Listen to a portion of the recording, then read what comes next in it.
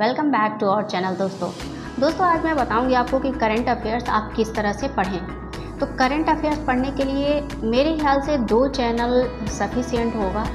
एक तो है राज्यसभा टीवी, जिसे संसद टीवी अब कर दिया गया उसका नाम बदलकर, और एक है डीडी न्यूज़।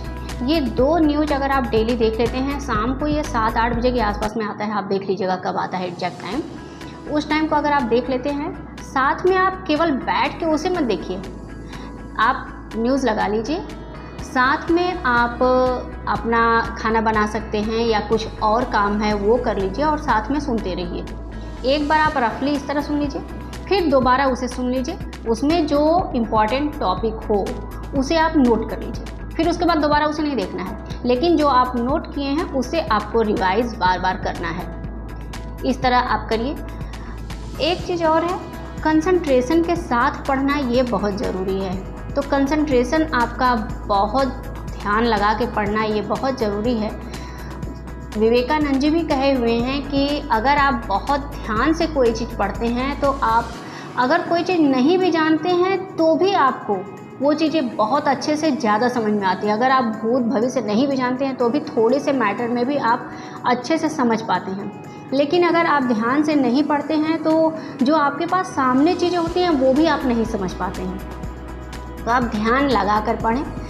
साथ में जैसे कोई डिस्ट्रैक्ट करने वाली चीज़ें हैं तो उसे आप अपने जीवन से दूर कर दीजिए। एटलीस्ट तब तक के लिए तो आपको बिल्कुल दूर कर देना है जब तक आप सिलेक्शन नहीं ले लेते हैं। सिलेक्शन लेने के बाद आप जो करना चाहें वो करिए, लेकिन जब तक आप स्टूडेंट हैं और सिलेक्शन नहीं हो पा रहा है तब तक आप फालतू चीज़ों से बिल्कुल ही दूर रहें। किसी भी कीमत पे आपको दूर रहना है। और दोस्तों, आपने अपनी समीक्षा की कि नहीं? जो आप टारगेट बनाए हुए हैं एक दिन का, पर डे का, वो आप अचीव कर पा रहे हैं या नहीं कर पा रहे हैं? आप लोग बता भी नहीं रहे हैं कि आप कर पा रहे हैं कि नहीं कर पा रहे हैं, और इसका मैं बिल्कुल मतलब यही निकाल रही हूँ कि आप लोग शायद नहीं कर पा रहे हैं, या फिर आप अपना टारगेट बनाए ही नहीं हैं कि आपको आज दिन भर में क्या क्या पढ़ना है या क्या क्या काम करना है। जब आप ये बनाए ही नहीं हैं तो आप पूरा कैसे करेंगे? तो आप इसे बनाइए। मैं बार बार कह रही हूँ कि आपका टारगेट फिक्स होना चाहिए। आपको जो काम करना है वो फिक्स होना चाहिए, उस पहले से ही आप लिख लीजिए। अगर आपको ऐसा लग रहा है तो आप एक दिन रात को पहले ही लिख लीजिए, एक रात पहले ही लिख लीजिए कि अगले दिन क्या क्या करना है। लिख के रखेंगे तो आप उसे अचीव जल्दी करेंगे। ये मैं बार बार आपसे कह रही हूँ। दोस्तों, आप एक्सरसाइज डेली करिए, निश्चित रूप से करिए, और मेडिटेशन भी करिए। ये बहुत ही महत्वपूर्ण है आपको पूरे दिन एनर्जेटिक रखने के लिए। इसमें कोताही बिल्कुल मत करिए। इससे आपकी सेहत भी ठीक रहेगी, फिटनेस भी ठीक रहेगा, और आपका माइंड भी शार्प बनेगा और कंसंट्रेशन भी बढ़ेगा।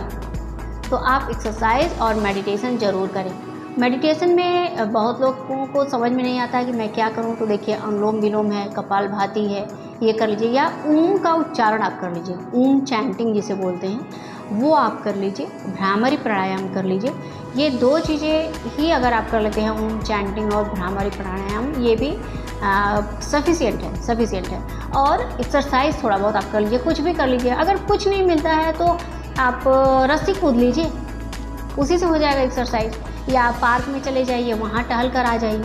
लेकिन एक चीज़ है, कोशिश करिए कि अकेले या मैक्सिमम 2 लोग एक साथ जाइए। पूरा भीड़ इकट्ठा करके जाएंगे तो टाइम वेस्ट होता है।